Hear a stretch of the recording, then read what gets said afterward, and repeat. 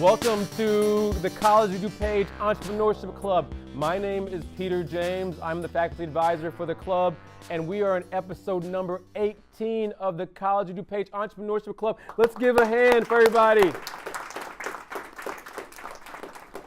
That was kind of a weak hand for the studio audience, but nevertheless, those of you who are watching behind the camera, thank you so much for joining us. We are streaming on YouTube. I guess it's not streaming, but we're filmed on YouTube for your viewing pleasure, so you can share it with your friends. Please like us. Please leave good comments for your hosts and our guests, of course, as well. For those of you who don't know, we are coming to you from the College of DuPage in beautiful Glen Ellen, Illinois, here on the beautiful campus. So again, at CODEC, our goal is to expose our students and our community members to entrepreneurs and small business owners. So I'm super excited, man. Thank you for coming, first of all, Greg. Thanks for having me. I'm excited to be here. Greg Gregorian. Am I saying your last name correctly as well? So again, those of you who are not familiar, we interview entrepreneurs here, and Greg and I share a little bit of a unique commonality. So when I first time I met him, we're like, wow, we have a lot of things in common. So first and foremost, thank you for being here at the College of DuPage. Thanks for having me. How are you? I'm great. How you doing? You look good, man. Thank you. I don't look as good as you, and that's not good. I'm the host, different man. Style. This is good stuff, good stuff. So Greg and I share a past, and we have a military commonality. That's correct. correct. Tell us a little bit about your military experience, if you don't mind, going way back. Going way back, grew up in Massachusetts, went to Virginia Tech for a year, did Marine ROTC, and in their program over there, Corps Cadets. After a year there, I went to West Point, did 4 years at West Point, majored in economics, graduated in 2013, and became a field artillery officer. Spent 7 months in Fort Sill, Oklahoma, and then I was stationed at Fort Campbell, Kentucky with the 101st for about 2.5 years. One deployment with them as a fire support officer, mainly dealing with indirect assets and air assets while we were deployed. And I got medically retired last year, October 2013. Went in the corporate world for about a year and got out of that too. So now I'm a full-time entrepreneur. So we're not going to dive into that just yet as well. But of course, for those of you behind or even in the audience who've been in the military, 101st, we're going to go from that as well. So I actually deployed with the 101st 2 months after 9/11. So great commonality we have there. Then you migrated into the corporate world, where I also migrated after my military experience. Tell us about how that short experience was, just from and who you are as a person, and how that worked out for you as well.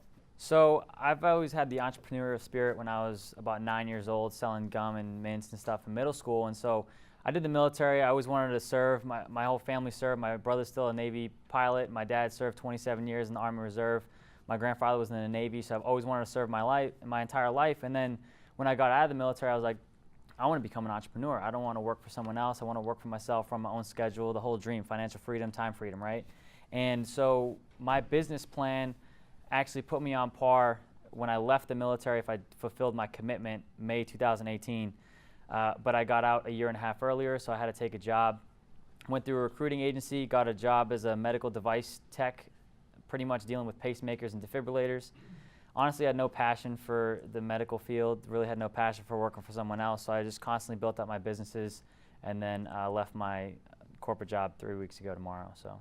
Whoa, he just threw us with a bomb right there. So wait. So you were in sales for a little while, and did you like sales? Well, I was on track to go into sales. I was mainly a technician, and I was helping the sales reps when it comes to doing checks or implants for the devices, but I wasn't in the sales role just yet. So I don't know if I heard you right, but did you just say that 3 weeks ago you quit your job? Yes, pretty much. My boss and I sat down and we said, hey, this is not a fit for me, and we just had a mutual split. So it wasn't any on bad terms, but it was a mutual understanding that. So listen, for those of you who are watching behind the camera and those of you here, I don't always recommend that you just quit your job. That's not always the best way to do it. But Greg here had a little bit of a path, though. You know, it is kind of funny. But Greg had a little bit of a path. So tell us what was going on while you were there in corporate, and then how you got to the realization that you needed to quit your job. Okay, so I got the idea of what helped start my company when I was still active duty in the military. I was on a trip to Mexico. I thought of a little product for a company I'm still in, a club I'm a part of, and I thought of a product and I said, this would definitely add value to the club membership for all the people who are in it. And so I made a little video, and I was able to network my way to the top of the company, and find the owner and the founder and the products guy and just, hey, let's sit down and make a deal. This product adds value. And he says, you know what? We can just take this idea from you. It's not original. I didn't originate the idea. I just thought of reusing a product that already existed. And he says, we're not that type of club. We want to, compensate you, but we can't buy from an individual. You need to start a company. And I was like, what kind of company? He goes, distribution company. Hung up the phone. I was like, all right, cool. I don't know what to do. I'm just going to Google it, just use the internet. And I just figured it out. And a few months later, I started my corporate job, and during like 9 to 5, or I was on call 7 to 5 every day. And after that, I was constantly doing research, and I was constantly making phone calls, constantly making emails. And I wouldn't get a response till the next day because no one's responding to their emails at midnight. And then I'd have to go to work, and the next day check my email at night and respond. It was a slow process, getting registered with the state, get my business up and going, developing relationships with manufacturers, and getting memberships to these different organizations to start my company. And from there, once I started my company, get clients. Once you start a company, you have an idea, you got to go out and sell it. So I had to use my network of individuals I knew, knock on doors on different businesses, just to ask, hey, who does your products? And so pretty much my company is promotional product marketing, any kind of customized merchandise, and I built up enough clients to leave my job comfortably 3 weeks ago.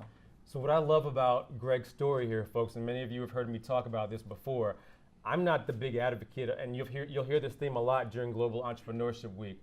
I'm not the big advocate of just cutting off and quitting your job today and having nothing to fall back on.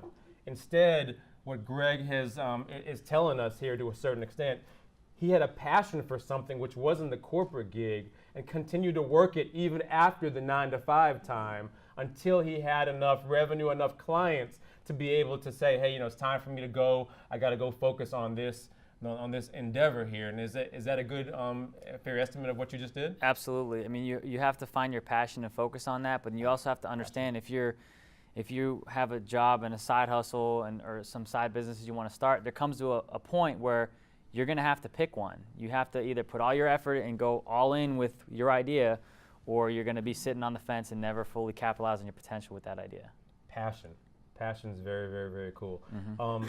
So for those of you here who are with us, don't forget you have the opportunity to ask questions about his road, his journey also. Of course, I have my list of questions, but I don't want to hog this show. This is not my show. This is for the students. So definitely please let me know. I got one over here, and then I got a few more. But yes, sir, please speak up too. Be as open as you want, but what were some of your bad habits that kind of slowed down the process, and what did you do to put them aside? What were some of your bad habits? Man? That's a good question. Keep it clean, man, okay? Yeah, for sure. Bad habits, procrastination is one of them. You have a 9 to 5 job, you got a safety net of income. You know what I mean? Like, I can send that email tomorrow. I can make the phone call tomorrow, I don't need the income right now. But when you burn the ships, if you guys ever heard that phrase, and you just go all in with your idea, then, you only eat if you make the phone call. You only eat if you make the email or send the email. So that making a list and a daily to-do list, I keep a planner with me, and always constantly writing in, hey, what's my daily to-do list? What's my weekly? What's my monthly? And have literally a plan to go do that, and whatever goal you set, and have an end goal and back plan from it. We learned that in the military. Where's the Air Force guys? Back there. You know what I'm talking about. You back plan, right? You have a objective, you back plan, and you say, all right, I need to hit these markers by these time frames to get in, and that kind of gets rid of the procrastination. And then one of the other negative things is maybe some self-doubt. You have to have full faith in what you're doing and full passion. If you guys ever heard a mustard seed of faith can move mountains, and a mustard seed of doubt can do the exact opposite. So you have to have faith in what you're doing and just understand that it's gonna come. Put in the activity, don't focus on the result, and you'll achieve your success. So. Thank you. That's a good question. I want to go back to something you said earlier about, and you kind of just touched on it a little bit, but I want you to go a little bit deeper. The individual you were talking to said, hey, you need to start your own company. Mm-hmm. And you said, yeah, I had to start Googling stuff, but what was, so many students asking me, how do I just get started? What do I do? And my response a lot of times is, just do it. Make your mistakes, go do it. Just, along the road. What did that look like for you? Yeah, just do it. Seriously, like Nike, just go do it. I started 2 companies out of Chicago with no business plan for each. You just need an idea, and you need to go take action with the idea. And if you have an idea and you want to start a business or have a product and you don't go take action, it doesn't matter if you have a business plan or not. it's more of just going after it and stumbling and failing forward. You know, you're going to trip, you're going to fall on your face, but just get back up and figure it out. And if you have enough faith and passion in your vision, the obstacles will just wither away. You will figure out a way around the obstacle, a way over it. You will just figure it out, and you will ask mentors for advice, teachers for advice. Hey, you went through the same path. How did you get around this particular obstacle? And ask people. Don't be afraid to ask for advice, and don't be ashamed if you don't know something. Google it, ask somebody, utilize your resources, and you'll be able to overcome your obstacles. I like that, fail forward. I got to start using that. I talk about failure quite a bit, but failing forward is very different than just failing and stopping. Yeah, you know you only fail when you quit. That's it. Absolutely. You only fail when you quit. Good job. Yes, sir. Do you have a website for your company? Yeah, it's azaccessdistribution.com. And I have business cards for anyone who's interested to look at it. There's over 1 million products on the site. Took me over a year to develop. So we'll queue it up. We'll make sure that we queue it up for our filming here. Okay. We'll go into detail a little bit about the business, what you're selling, how you sell your products, what you can do for maybe someone here who's got company and they might want to utilize some of your service. What can you do for sure. them? I appreciate the plug. Absolutely. That's what I'm all about, dude. Yeah, so basically, going on my site, you'll understand what I do. It's you pick a piece of merchandise you want, whether it's pens, shirts, hats, fidget spinners, office supplies. I mean, you name it, we can make it happen. Those, if you guys want keg pump coolers, I can put your name on that. You know what I mean? Any kind of merchandise you want with your logo, your business name, your name on it, that's what my company can do. And I'm pretty much a middleman between the client and the manufacturer. And a lot of people ask, well, why do distribution companies exist? Because a lot of manufacturers don't deal directly with the clients. They don't want to deal directly with clients. They just want to receive a bulk order and fill it. So I'm more of like the attachment to build the relationships with the clients and things of that nature. And to get business, I've used my network. I've called my friends who are business owners. Hey, I know you need shirts. I know you need hats. You know, come do business with me. And that's pretty much how you're doing it. Or knocking down doors. The escape game down in Chicago, they're one of my clients. All I did was, I've been doing the escape games. They're a lot of fun. It's a plug for them too, because they're one of my clients. But I first started going to their games in Nashville, where they started, and they branched out to a few different organizations or a few different cities as they built up their organization. And I was with my girlfriend. We went to one game, and I just saw the merchandise, and I said, "Who does your merchandise?" All I did was ask. She gave me an email, and ever since then, they've bought a few different products from me. So one of them's the socks I'm currently wearing. You got to rep them, right? So it's just a matter of putting yourself out there. A closed mouth doesn't get fed. If you're in business for yourself, you have to let people know what you do. You don't have to shove it down their throat, but just be open about it, and whoever's interested is going to come up to you and say, "Hey, let's do business. I like your idea." Yeah, you really have to be passionate about it. And I like what you said about putting yourself out there. If you're passionate about it, you don't have a problem putting yourself out there. No, not at all. Means as well. Any questions? More questions from the audience? Yes, sir. What type of financing did you need? Like, did you have to put any money up front? Did you borrow anything? It sounds like you don't have much overhead. So I'm just wondering, like, what That's was correct. your finances? Yeah, so I'm self-funded. I didn't need funding. Typically, if you need funding, lending from a bank or an angel investor, that's when they'll ask for a business plan, which is how I was able to start companies without business plans. You don't need funding. They only lend you the money if they can see a way you're going to recoup it. But if you're self-funded, if you just utilize your own funds you've developed from investing or other little side hustles, whatever, you just put the money up front. I have very little overhead. I tend not to hold inventory. Sometimes I do for my local clients if they need a shipment here and there. I'll hold inventory for them. I try not to do that. And my costs are pretty much internet, my website, initially starting my business and registering with the state. So it's just a matter of those initial business costs and then your running costs every month, your fixed costs, whether it's your website, if you want to pay for any advertising, your business cards, things like that. So it's very minimal overhead, but again, I still need to be generating income, obviously, to just pay my bills for my office and my apartment and things like that. Some of you may have heard me speak about this before. It's called, what he's done is bootstrap. He's gotten his own funds, maybe savings, maybe he's working on his own. He had a corporate gig. He saved money from that. He's using that to leverage his own business as well. It's not always about needing investors or going to a bank to get those funds. Sometimes you got to do it on your own. Sometimes you have to ask family and friends also. Had a question over here? Yes, sir. Yeah, how was it getting your first couple clients? Getting my first couple clients. So my first client was $1 billion company, so I thought I got off to a pretty good start.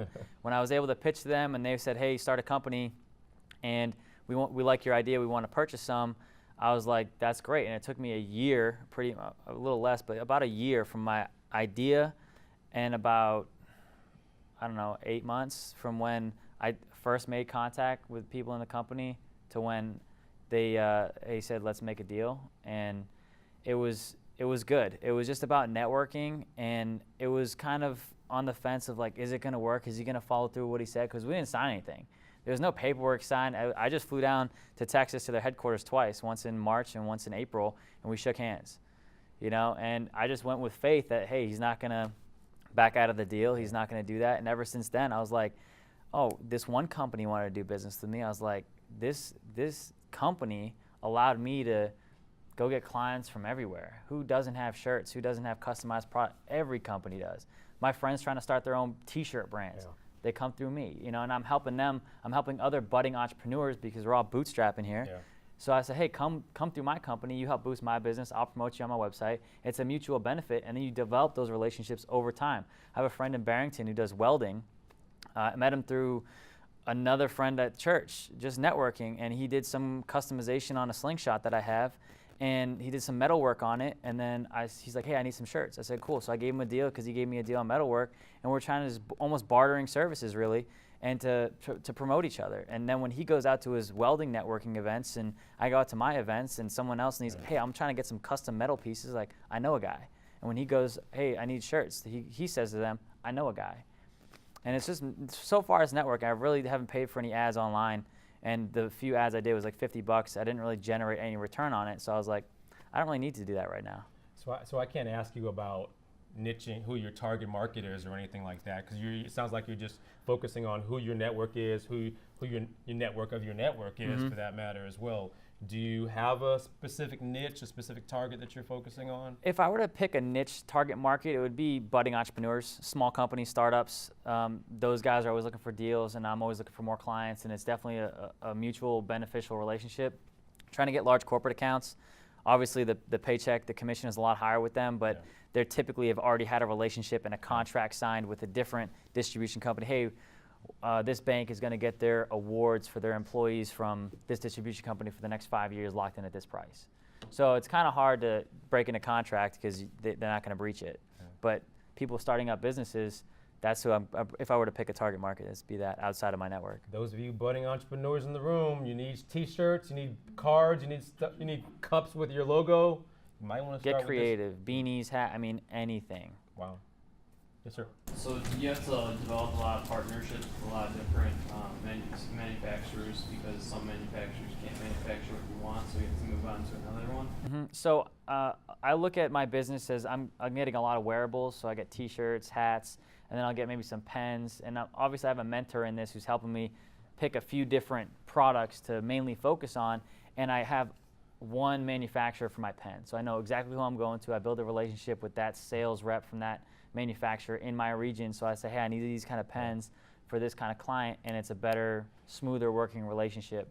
For the off items like ornaments or whatever, I'll just find a manufacturer. But for big ticket items or common items, shirts, pens, office supplies, things like that, I'm picking one manufacturer and doing all my wearables just through them. Even if the pricing is a little more, a little less. And there's one actually in the south side by the White Sox Stadium Culture Studio. I'm partnered with them for my wearables, you know, and I physically went to their manufacturing plant, and it's incredible to see how the process goes from my understanding. So I understand the quality my clients are getting and how the process works for the T-shirt, understanding how long it takes for the process, versus when I was looking for manufacturers to do wearables, I wanted a local guy, and I went to a few different other people, and some were just, it was one dude running an embroidery machine in a room like a quarter of this size, and his place was a mess. If I just had called him or emailed him, I wouldn't know what his operation looked like. And so I went and I compared his operation to a 50,000 square foot warehouse. Who am I going to go choose to do my bulk orders? Yeah. He can't handle that. He can't handle 1,000 shirts. You know what I mean? It wouldn't be timely. So it's important. I mean, what I'm hearing for those of us who are in the manufacturing game and looking for manufacturers, it's important from what I'm hearing you say to at least lay eyes on the plant, to lay eyes on the operation. If it's local and you can, absolutely. I don't expect you to go fly out to China if you're importing from China to go see their manufacturing plant, like Phil Knight did, who created Nike. But it's a whole nother story. It's a matter of if you want local vendors and you have the ability to go drive to see their production, go do it. Why not? Go meet them face to face. The other people that I've partnered with for my awards is R.S. Owens, and they are the same manufacturing plant that does the Oscars, the Emmys, the CMTs, everything like that, or CMAs, Country Music Awards. So they're the ones who produce those awards. I saw their whole production and how they make every single award handmade, every single one. That's why the price point's where it's at, because it's quality, handcrafted service. And so if anyone needs awards from me, I go directly to them. I know what kind of quality my clients are getting. Good stuff. Yes? You mentioned having a mentor. How did you find your mentor? Good question. Don't ever ask someone, hey, would you be my mentor? Do not. That's huge. Don't ever ask Don't anybody do that. to They're going to be turned off. Like if anyone ever came to me, hey, can you be my mentor? I'd be like, come on. It's a natural friendship, relationship. And a mentorship doesn't mean someone's above you. It just means you two can keep each other accountable. Same with a coach, a mentor, however you want to do it. Yeah. It's more of keeping each other accountable and pulling the information from somebody and coaching and mentoring them, because the answer's already within you. It's a matter of someone asking you the right questions for you to come up with the right answer. And it's just, again, talking with people, networking, and once you feel a vibe and a good connection with someone, you just start maybe calling them once a month or once a week and say, hey, I need some advice for this idea, or what's your take on it? And they'll start to give you their input, and a relationship forms from there, and there'll be like an unwritten thing that they're your mentor. Maybe you're their mentor and you don't even realize it. So there's no like written contract that No. says mentor, mentee. It just No. kind of happens naturally as well. And so there's people around you who you probably know about that you probably need to reach out to or just talk to, for that matter, Mhm. as well. Oh, we got one back there, I think. Yes. How long did it take you to get your trademark? Trademark? Like my logo, or just getting my logo? Yeah, my logo is not trademark, so just to let you know, it's not. But to get my logo, I use an app called Canva, C-A-N-V-A. It's a free app. It's really easy to use. I made my girlfriend's dad, he does real estate. I made his logo in literally 30 seconds. It's just a really easy app to use. C-A-N-V-A, Canva, if you're writing it down. I just used that, and then I wasn't satisfied with it, although I had like the foundation for it. So I was like, you know, maybe I'll pay someone. So I went through a company and I said, hey, can you touch this up? Can you add some color? It was black and white. And I was like, there's just something about this. It doesn't sit right. It doesn't resonate with me. I was like, can you spice it up? And they sent me a few different variations of it and renditions. And then we go back and forth. I like these two. Can you change this? Can you change that? And then it cost me maybe like $86. But I was under the gun to create a logo and a name because I wanted to get the deal done ASAP with this company that initially I've contacted for the product. So in terms of like customer service, and in the beginning, how would you handle like customer service? Say if somebody wasn't, something a defective order or anything. That's actually a good question, because you're on your own. You're by yourself. It right is a now. good How does question. customer service? So- Do you have it? And how does it change from like the beginning of the business then to like when you're getting more developed as a company and you're scaling? Absolutely. So I've thought about scaling. I've had friends from school call me up to like come work for me, and I don't know yet. I still got to figure out a solid book of business before I take on any employees. But with customer service, I like to pride myself that people ordering through me, they have my direct cell phone and they have my email. They're going to contact me with any issues. They're not going to go through an automated message service. They're not going to go wait forever for an email. They're not going to have to leave a message and then wait a week. They're dealing directly with me, and that's what a lot of my customers like. They have a person to talk to versus they get their stuff on Alibaba. It's an email, it's a ticket number they get, and they got to wait a week and whatever, and it's a slow process. So fortunately, I hadn't had any issues with orders that I've sent out. No issues. All the customers have been satisfied. I send a personal handwritten thank you note to all my customers. That's a nice touch. I highly recommend personal hand. You take the 1 minute out of your day, you're going to keep a client for a long time. As I begin to scale, will I develop a customer service aspect? Yes. Will it have to be trusted people who I think can deal with issues in high stress situations? Yes. Have I thought of a plan to deal with defective products? Absolutely. My plan would be to contact the manufacturer and see what the return policy is, and see because there's a percentage they're allowed for defective, like 3 to 5% per order can be defective. So there's a margin for error. But if it's over like I think 7% or 10%, something like that, then I would have a conversation with the manufacturer. I would take all the product back from my client. I would refund them their money, and I would go to the manufacturer and see what we can do with a deal.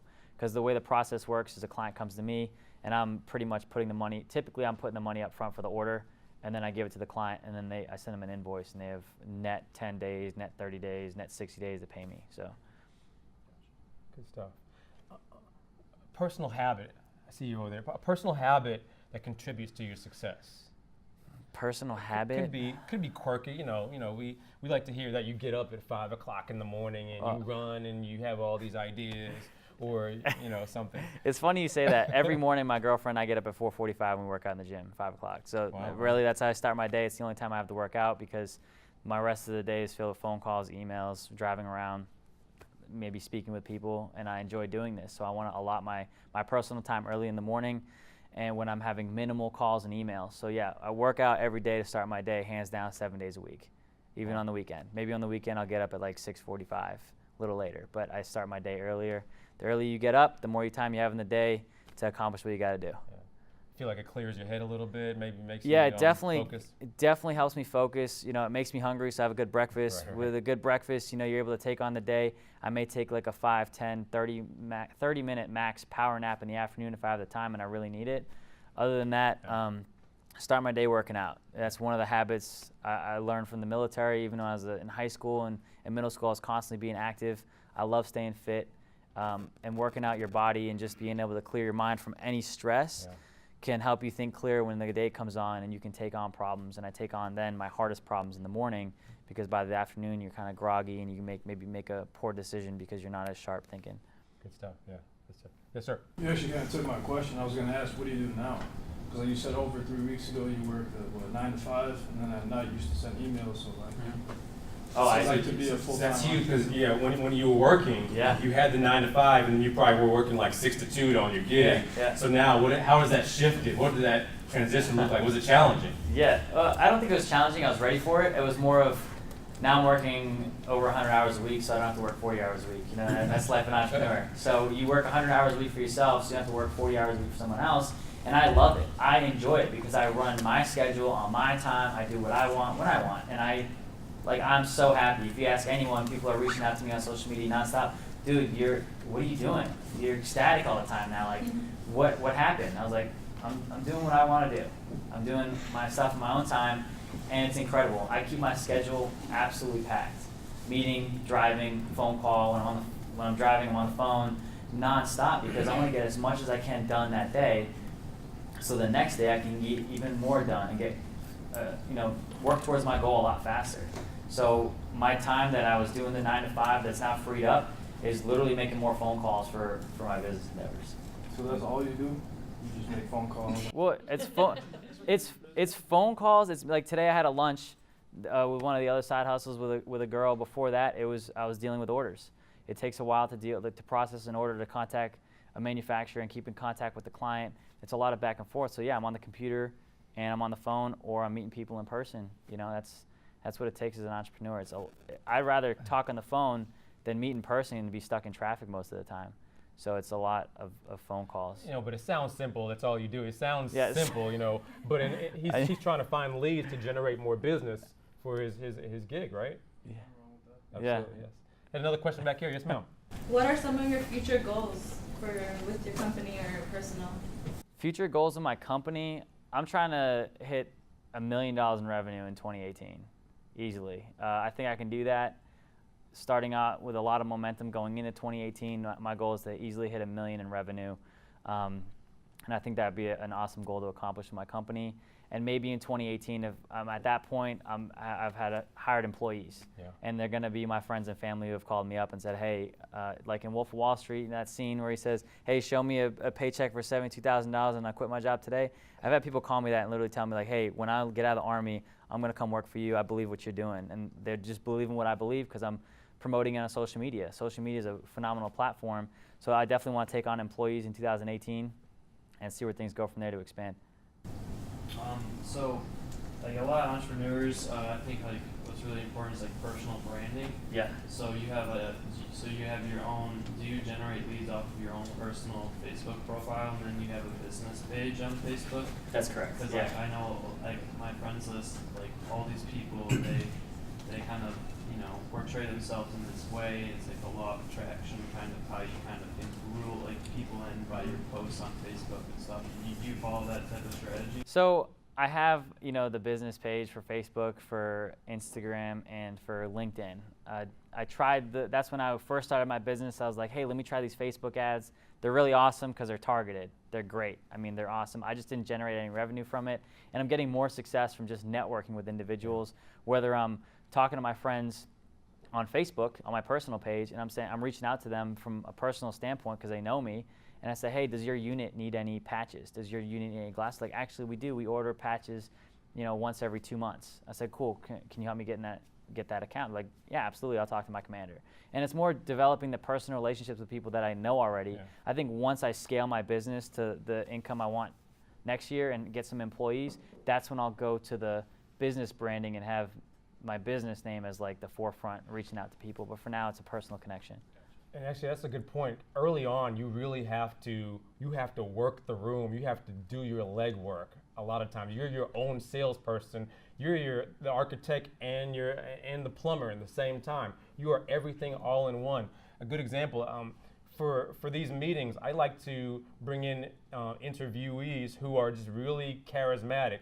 So when I met Greg, he was really energetic about his business. He was really energetic about his past, about meeting me. So I'm like, all right, this would be a cool guy to interview. Trust me, I've had people who I didn't think would relate well with the audience who I didn't want to bring in. So now he doesn't know it yet. He's got a business partner with the Entrepreneurship Club because we need to get branding for our club. We need to get shirts. We need to get tablecloths, things like that.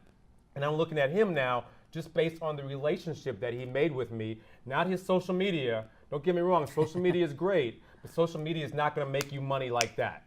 That's a really big deception out there. It's only going to help along the way, and you see how it's going to help him. It's only going to help him as he gets a little bit bigger. So how are you networking? How are you doing your business, your passion? And he's got definitely the passion that's going to take him places as well. More questions? Yes, sir, back there in the back. So what are some of the risks that impede you from progressing or succeeding? Risks, okay, that impede me from succeeding right now. I think one risk could be doing the Facebook ads and taking on too many orders that I can't process myself. That's an absolute risk, which is why I don't do Facebook ads. I want to pride myself on on-time delivery, great customer service. As nice as it would be if I got 1,000 orders today in my inbox, I would not be able to process it. I would be overwhelmed, and people wouldn't want to do business with me because bad word of mouth. Right? So that's one risk I take on by making sure when I'm plugging myself with individuals, yeah, I want to put my business out there, but I don't want to do it too much yet. You got to have controlled growth as you expand your business. If you just, I want $1 million tomorrow, I don't want that. It would put me out of business because people would talk bad. So it would have to be controlled growth, and nothing happens overnight. Just nice, slowly controlled, every week, every day, increase, get a new client here and there, develop a relationship with that client, and go from there. I think that's one of the biggest risks that I face is too many orders at one time right now. That's actually a huge insight that a lot of entrepreneurs don't grasp because they just want to make that $1 million so fast. That'll put them out of business because they don't know how to handle all that business coming in. So when your customers are not satisfied, they go elsewhere. That controlled growth, which is huge, allows you to be able to scale it properly. Absolutely. Scale it effectively and then make your customers happy because a happy customer turns into more referrals and they sell it for you. Mm-hmm. That's huge. Absolutely. Yes. And I think another risk would be too large of an order. So like I said, I'm fronting the money for the order and I want to self-fund it. I don't want to get a loan from another lender or a bank or whatever because then I got to pay them interest and I'm kind of cutting into my costs a little bit. Of course, depending on the size of the order, I'll make a decision at that point. But I want to be able to fund the order myself, ship it out, fulfill the order, get the money from the client, and then now I have more money in my personal bank to fund a larger order and so forth. And that's where the controlled growth comes in. So I don't want too many orders and I don't want too large of an orders too quick because I wouldn't be able to handle either. Good stuff. Right now, at least. So some hands over here, at least one or two. Yes, ma'am. Ain't that's limiting in your income when if you starting off getting big and getting a lot of customers, but you gotta knock a lot of customers down, because you can't fulfill the thing. My question was, How long did it take you to get your first customer?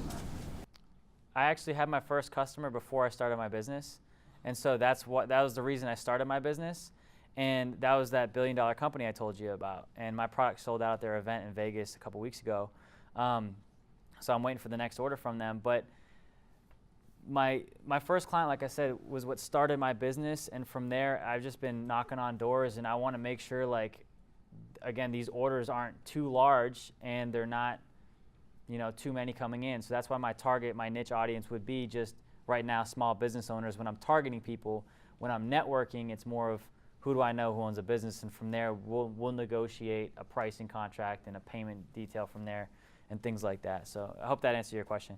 Yeah. Yeah. Let me go here, then here. Yes, sir. You always speak about the risk that you'll be having is having too much orders. Mm-hmm. So let's say right now, orders come in packing. Which would you select? Which would you leave out? That's a great question. Do you turn down business? Also, that's probably piggybacks on what he's asking also. So 2 questions. Which do I choose when I get a lot of orders, and have I turned down business? Yeah, okay. yeah. First, I would choose, it kind of depends. Personally, I would choose one that's going to bring me the most income coming in, because that's what I need right now, but also the one that if I can handle it. As long as I can handle that financial order, the largest one that I can financially handle on my own without having to go to a bank and wait for the process to apply, get approved, get the credit. It's just a longer process to even do that as well. So if I had to pick and choose, it's the one that maximizes my profit and I'm able to do individually. And with regards to have I declined any orders, I declined one, and it was for business cards. My specialty isn't paper products. I do offer those, but I'm an integrity seller, so I'm not going to say, hey, come buy business cards from me. It's honestly not the best price, because unless you're going to buy like 50,000 of them, right, it's really not worth it from a paper standpoint for my company. So I have a friend that I just refer business to him, and then he in turn comes to me when he needs pens. He doesn't go through a different guy he was going through. So when you're giving, even if you're giving up income when you're giving, right, you're able to help someone else out, it's going to come back to you tenfold. They're going to give you some business. Someone else somewhere else is going to come out of nowhere and be like, hey, I'd love to do business with your company. So I've rejected orders that I personally don't think would be the best pricing point for my client. Here, then someone over here, I think. Yes. So I'm assuming that who you want to be talking to within these companies, would they be like the head of marketing people? And how do you get to like those power players? Do you cold call a company has to be transferred? Or do you search in LinkedIn head of marketing and try to connect with all the people that way? Great question. Yes, my target is the marketing person, and I want to get to the decision maker, the person who's going to sign off on the check or swipe the credit card. I really don't want to talk to anyone else, because then it's just a delayed process. I had this issue with one of my second clients, a doctor's office. Excuse me, they went through their receptionist, and he wanted awards, and I was going through his receptionist. She was going to the doctor was going to his wife. They worked together. And it was a very delayed process, and at the time I was overseas in Armenia, and I was on a trip, but I was still able to handle orders, except their process was just too slow. It was going through 2 extra people, and I wasn't able to fulfill their order, and now they don't want to do business with me. Client lost, it happens, right? But it was, and I told him next time, I said, I would like to talk directly to the decision maker, because it just, it adds extra time for no reason, and you won't be able to get your product on time. You need a longer lead time for that. With regards, again, to targeting people, it's more of through my network. I met up with a West Point graduate the other day who's in law school, and he knows law firms give out tons of swag. And so he went out of his own will, to go talk to some marketer for one of the law firms and got me some info, right? And through that, he's going to be like, hey, send me a little presentation of products you think would be good for law firms, and I'll refer it to this guy, and we'll see what we can do. Guaranteed business? No. Is it a lead? Absolutely. Am I going to chase it down? Yeah, through my network. I haven't targeted people through LinkedIn for it, because right now I haven't had to, because I'm doing the controlled growth at the pace through my network. So, a couple more questions. Someone had their hand up over here. Yes, sir. How does this business translate into profit for you? Okay, Are so you putting all your money into the business itself and taking your percentage of it? Something like that. profit, my personally to pay my bills. Is that okay? Yeah. So right now I'm bootstrapping. Right, I'm doing whatever I can to put as much money into the business and to pay my bills. And there's really not going to be much in the beginning left over for fun money, whatever you want to call it. That's not the point of when you're starting a business. You're either investing in yourself and you're barely skating by to pay your bills. Once you land 1 or 2 big contracts, then you can start putting money in away and investing it. Fortunately, I've already had other investments that help me out with, with net worth and everything that I do on the side. But with this business, I get an order from a client, I place the order with the manufacturer, I put the money up front, I drop ship the order to the client, and then I set up a contract with them to a payment plan, whether they pay half up front or half whatever, and then the profit I make, I just throw it back in the business. It gives me more growth and more power to do larger orders. I don't really want to keep it. I don't really need anything right now to expand my lifestyle. I want to expand my business. One more. Yes, sir. You think being in the military has helped attribute to your success, and is there anything that you learned from there that you carry on today? Absolutely. In the military, the structure is great. It is phenomenal, staying fit. There's so many aspects that I learned being in the military. Leadership, one of them. Grit, not taking no for an answer, understanding how to follow first before you can lead. In the military, you do a lot of peer leadership. And I guess for you guys, being in college, I would think peer leadership is one of the biggest things I took away from the military. You have to, if you're in charge, of the class or the group or whatever, you have no authoritative position over them, and you have to make them listen to you and do it. Hey, class, be quiet. Hey, class, sit down. Hey, make sure you're on time. This and that. And you got to find a way, because some guy could say, I don't need to listen to you. Who are you? You're not a teacher. You can't give any disciplinary action against me. Why do I got to listen to you? So peer leadership was huge because it taught you, one, how to lead your peers in the same peer group and whoever's in your class and whoever you're working with, but two, it helped you become a follower too, because then when you're not leading, you're following the other peer and you understand his pain because you used to be in his position. Yep. Or when you swap with him, now you understand his pain because you used to be in his position. And now he doesn't want to listen to you because you didn't listen to him, right? So it's about mutual giving. And leadership, again, from the military was phenomenal, because now I stand my ground. I'm able to lead myself and help lead others when they call me for advice, because I've been in their shoes. And I took the path that led me here, and I said, hey, this particular path works. You can come follow me, or I can help you figure out a new one. Good stuff. So I like to finish off all our interviews with one great question, of course. And so now, if you had to do it all over again, put yourself in the seat with all our students here, knowing then what you know now. God, I love this question. What would you do or tell your old self? How would the road be different? Or maybe it wouldn't. Maybe it'd be the same. So shed some light for our audience. There's just so much information that I would go back and tell myself, and just to pick one piece is so difficult. Yeah. But if I have to choose one, if I'm forced to just choose one thing, it would be working on myself and self-development and understanding, what I want to do in life and passion, and really reflect on myself. Because if I can't be a good steward of my own body and my own presence and have a reputation that I can build in college, because I don't have one yet in the corporate world or wherever on LinkedIn or any social media aspect, maybe don't have a reputation yet. Build yourself, keep to your word. When you say you're going to go do something, do it, so everyone knows, hey, when he says he's going to go do something, he does it. I trust this guy. I'm going to follow him. So if you can work on yourself in college a lot through personal development, listening to audios, reading books, working with mastermind groups, if you guys know what that is, and getting together with like-minded individuals to help each other progress with constructive criticism and not putting each other down, you'll be able to grow to your potential a lot quicker. So self-development would be my biggest thing, because I didn't work on it until I was deployed. And that really helped me kind of, turn my gears to actually go start an actual business versus, back in college, I always had ideas. And what do I do? How do I do it?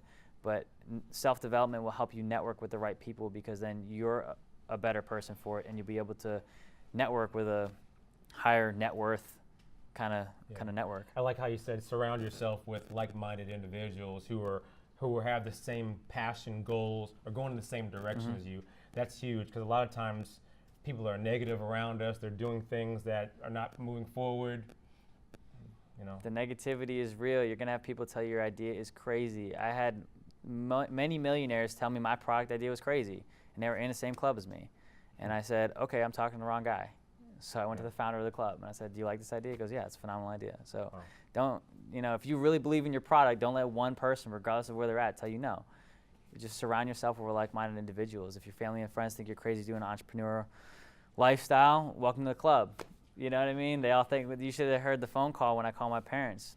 So surround yourself with the positivity that's going to help you do what you want to do. I'm not saying cut your family off. I'm just saying understand, have some spacing between them, and do what you want to do. Hey, let's give Gregorian a hand, folks. Thank you, guys.